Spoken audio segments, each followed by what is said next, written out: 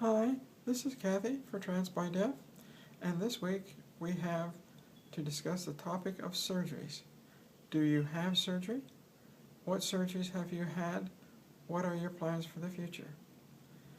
I am probably the last one of our group to talk about this topic. I do not plan on having SRS, or sexual reassignment surgery, at any time in the future. Let me explain why I feel that way. When I was 20 and had thought about transitioning, but did not, at that age, had all of the information been out there that's out there now, I probably would have sexual reassignment surgery without even having a question. By the time the internet developed, I was to the age and listened to all of the other people that made YouTubes that went through SRS surgery and looked at the pain and suffering they had, and I said, I don't think I want to go through that.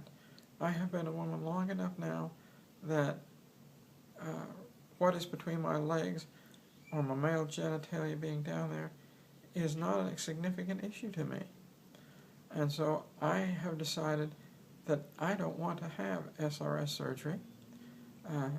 There are days when I will, or when I have feelings that I really wished I did not have my male genitalia still, but I certainly don't believe that it's worth the $25,000 that it would cost here in the U.S.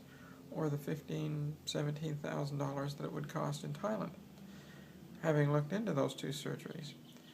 So I am not the one to advise you whether to have transgender surgery or whether to not have transgender surgery. I have decided not to.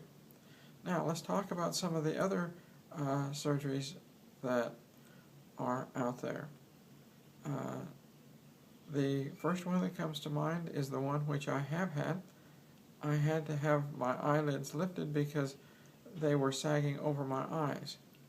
That is a form of facial feminization surgery, and I went to the surgeon who did it that does many other procedures. I was not really happy with the outcome of my eyelid surgery. I can still see the scar on both eyes, which the doctor left. Every time I put on eyeliner, it does not go on smoothly, and I think it emphasizes those scars. I had no choice because my eyelids had sagged to the point where they were partially covering my eye and affecting my vision. So my eyelid surgery was really required in order for me to function as a person. The next surgery are breast implants. For years, I used breast forms that I had purchased from the breast form store. And I was very happy with external breast forms and using them. I could vary the size to make my clothing look the way I wanted it. And I thought that was a big advantage. Once I started on hormones and developed my own breasts, I love and appreciate them so much and have wanted them for so many years that I just love the size that my breasts are.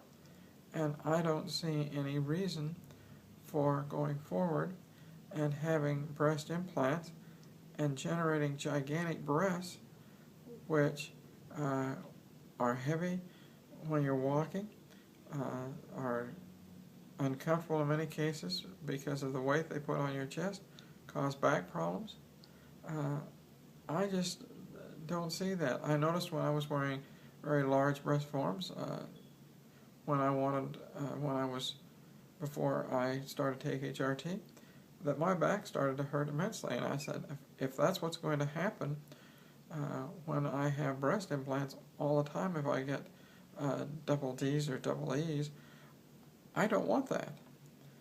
I would suggest to you that you try large breast forms and see how your back handles the extra weight and see if you like what you have out there in front before you go and have something done that's permanent.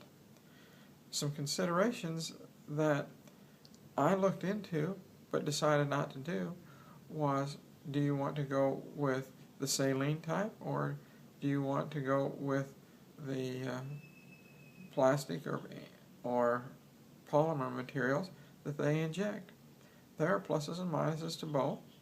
I looked at it and said, I like the breasts that I developed naturally, and I don't feel now that I would want any kind of breast implants.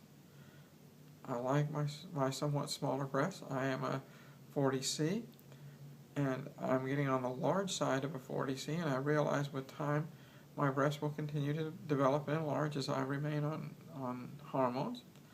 And I am really happy with the development of my breasts.